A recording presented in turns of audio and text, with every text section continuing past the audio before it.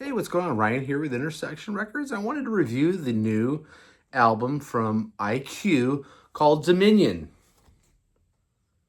You can see that cover there. This is their 13th record. This is a band founded in Southampton, England back in 1981. Part of the neo-prog scene that came out of England at that time. By 1981, prog was kind of passé.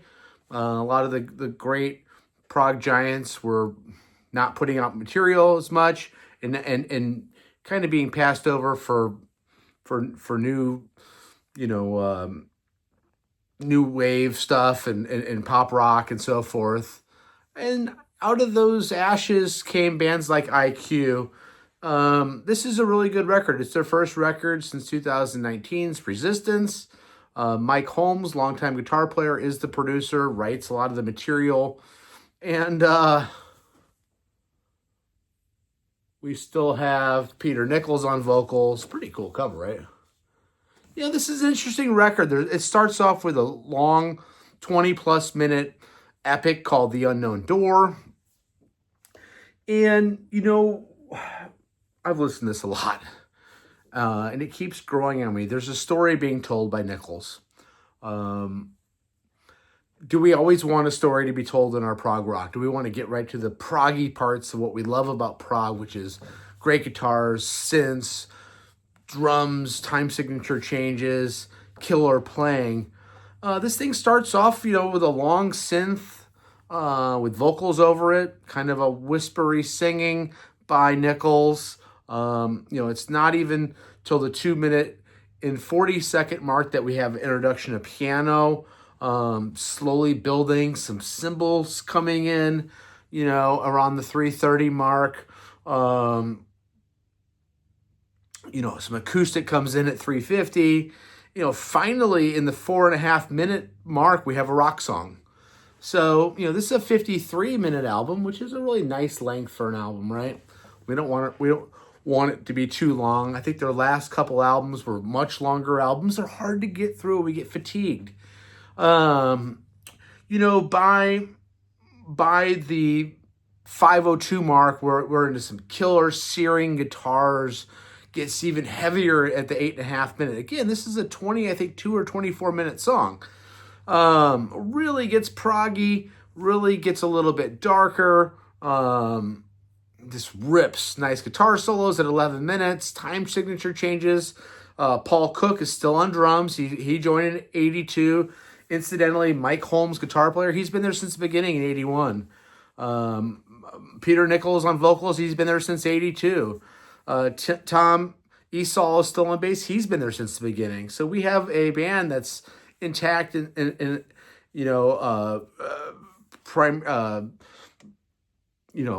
lot from their early beginnings. They had a guy that played keyboards that's left. I can't think of his name right now. Orford was the leader of the band early. He's no longer with the band. Anyway, this thing then falls back with like an explosion type of thing, and it kind of resets and goes back to the beginning with some horns, which are probably done on the keys to get spacey and orbital sounds, and then acoustic comes in at the 13:45 mark. Really nice vocals by Nichols. So the thing kind of slow builds into a rock song, crescends, then falls apart again into this atmosphere, then slow builds again. Fully bombastic at the 16-minute mark. Epic at the 18-minute mark. It's just a cool song. One criticism maybe would be, again, we don't really get going until the 4.5 minute mark. I would almost like it just to start at that point. But Peter Nichols has a story to tell. And, when you're thinking about it that way, do we always want to listen anymore to all the lyrics and understand? Sometimes I don't. Sometimes I just want instrumental, great music.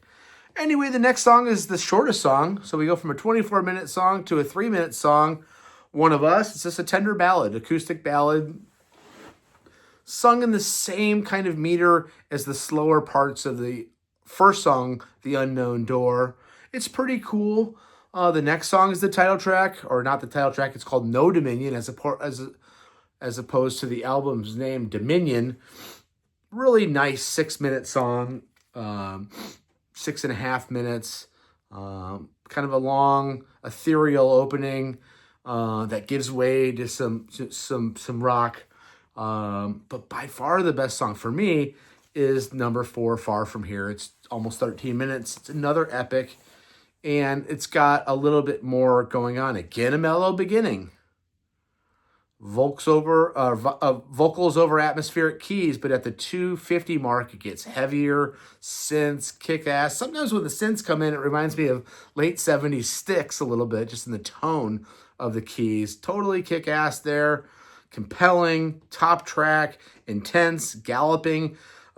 Neil Durant on keys. Neil's been in the band since 2011. Killer guitar solos, just a journey. For me, it's more concise than the opening track. And then the last song is Neverland, 8 minutes and 15 seconds. Nichols' voice is soaring here, okay? He seems to find the way back home, or he seems to find love and meaning within the lyrics here. Like a great album should do, it should have a beginning, middle, and end. Do they completely bring it home with Neverland? I don't know. I think they are trying to. This is clearly a band that makes great music. Again, I'm not, I don't know their discography. And maybe that's a good place for a review here from somebody that's new to IQ. And I'm embarrassed that I don't know this music, because I really like this. I think this is really close to being a great record. I don't think it's quite a great record, because it meanders so much, and I don't necessarily long soft intro. Several times it slows down in the first song. The second 3-minute song is slow. Part of No Dominion is slow. Again, at least 3 minutes. So right there in those first 3 songs, there's probably 12 or 13 minutes of really mellow music. When they get epic and intense on this record, they're scorching. Far From Here is definitely the track, the 4th song. And Neverland does land. Does it completely land and take us home from this journey of an album? I don't know. I'm going to give this a 3.75 out of 5. I really like this. And I think that even with more listens, I'm going to like it even more. But that's where I'm going. That's where I'm landing on IQ's Dominion, new record from Neo-Prog Legends, IQ. Check out my channel. We do shows every day. Peace out. See ya.